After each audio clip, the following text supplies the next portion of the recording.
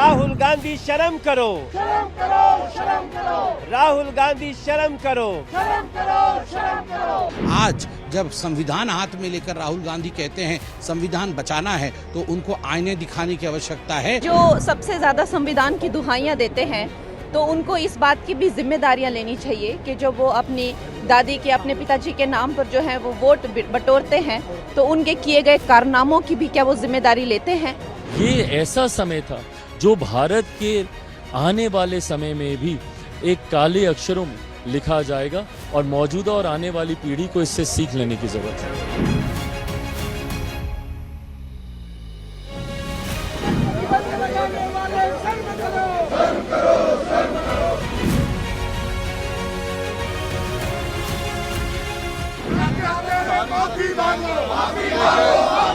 राहुल गांधी शर्म करो, शर्म करो, शर्म करो, राहुल गांधी माफी मांगो, माफी मांगो, माफी मांगो। प्रतिबंध लगाने वाले शर्म करो, माफी मांगो, माफी मांगो। Today is the 26th June. On this day, on 26th June 1975, early morning 6 a.m., then Prime Minister Srimati Indira Gandhi called emergency cabinet meeting and ratified post facto the single decision. Prime Minister took the decision alone.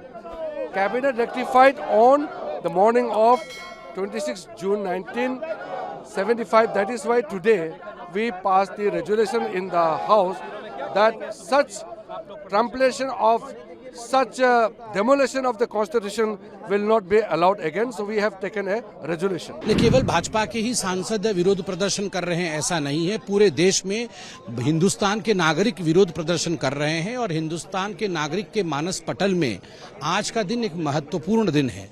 आज 26 जून 2024 है। आज से 49 years पहले आज ही के दिन 26 जून 1975 को जब देश जगी थी सुबह, तब देश को मालूम पड़ा था कि देश के ऊपर आपातकाल लगा दिया गया है, इमरजेंसी थोप दिया है श्रीमती इंदिरा गांधी ने।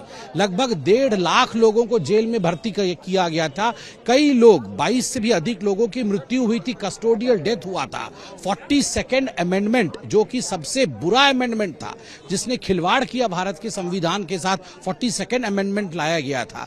देश के जुडिशरी के साथ, देश के प्रेस फ्रीडम के साथ, देश के एग्जीक्यूटिव और लेजिस्लेचर के साथ जिस प्रकार का खिलवाड़ करने की कोशिश उस समय कांग्रेस की सरकार ने किया था, किसी ने सपने में भी नहीं सोचा था कि हिंदुस्तान के बाबा साहेब अंबेडकर की रूह कांप उठी होगी। किसी ने ऐसा सोचा भी नहीं था कि कॉन्स्टिट्यूशन के साथ, संविधान के साथ ऐसा खिलवाड़ कोई कर सकता है। आज जब संविधान हाथ में लेकर राहुल गांधी कहते हैं संविधान बचाना है, तो उनको आईने दिखाने की आवश्यकता है। और आज ओम बिड़ला साहब, जिन्होंने आज दूसरे कार्यकाल का पहला पदभार संभाला एज स्पीकर, उन्होंने ये जो एक रिजोल्यूशन रखा है कि लाखों परिवार जो जेल में थे उनके प्रति हमारी संवेदना होनी चाहिए, मुझे लगता है ये एक सराहनीय कार्य भारत के पार्लियामेंट ने किया है।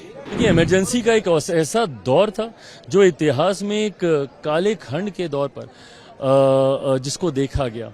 जिस तरीके से इमरजेंसी के दौर में पूरे देश को बंदी बनाने का प्रयास किया गया, देश के ऊपर डिक्टेटरशिप थोपने का प्रयास किया, ऐसे में जब 50 साल इमरजेंसी के पूरे होने को आ रहे हैं, जरूरी है कि मौजूदा पीढ़ी और आने वाली पीढ़ी भी उस दौर को समझे और उस दौर से सीख लेकर हम लोग आगे बढ़ने का प्रयास करें। आज जिस तरीके से विपक्ष ने, जब माननीय स्पीकर के द्वारा इस प्रस्ताव को लाया गया और इमरजेंसी की निंदा करने की बात जब सबने की, जिस तरीके से विपक्ष ने हंगामा करने का काम किया, विपक्ष क्या समर्थन करता है उस दौर का?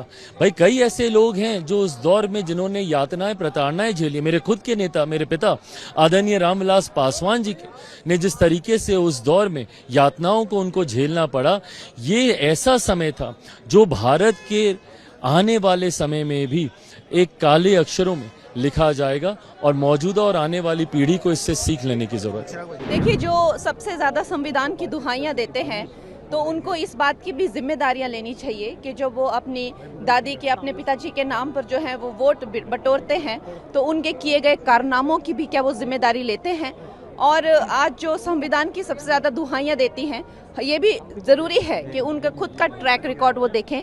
संविधान की जिस तरह से धज्जियां उड़ाई गई हैं और जिस तरह से गला घोटा है इमरजेंसी के द्वारा और सबके संवैधानिक अधिकार जो है इन्होंने छीन लिए थे, वो सब भी हम बार बार दुनिया को याद दिलाएंगे ताकि इस तरह का खिलवाड़ जो है संविधान से के साथ दूसरी बार हो ना पाए। 6 सितंबर को जो है, आपको तो पता है मैंने हमेशा ही राष्ट्रवादी फिल्में बनाई हैं, चाहे वो मणिकर्णिका हो चाहे वो इमरजेंसी हो।